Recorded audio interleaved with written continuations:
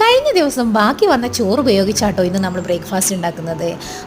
ആ ചോറ് നമ്മൾ കഴുകി കുറച്ച് ഉപ്പും ചേർത്ത് അരച്ചെടുത്തു, വെള്ളവും ചേർത്ത് അരച്ചെടുത്തതാ അരിപ്പൊടിയിലേക്ക് ചേർക്കുകയാണ്. അരിപ്പൊടി നമ്മളിവിടെ കഴുകി ഉണക്കി പൊടിച്ച പച്ചരി തന്നെയാണ് കേട്ടോ, അയ്യാറെട്ട് പച്ചരിയാണ്.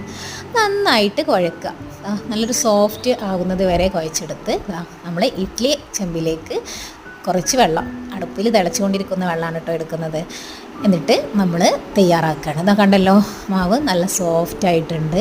ഇനി നമുക്ക് സാധാ തയ്യാറാക്കുന്ന പോലെ തന്നെ ഇതാ നമ്മളതിലേക്ക് ചേർത്ത് തിരിച്ച് മറിച്ചെടുത്തിട്ട് വേവിക്കാം.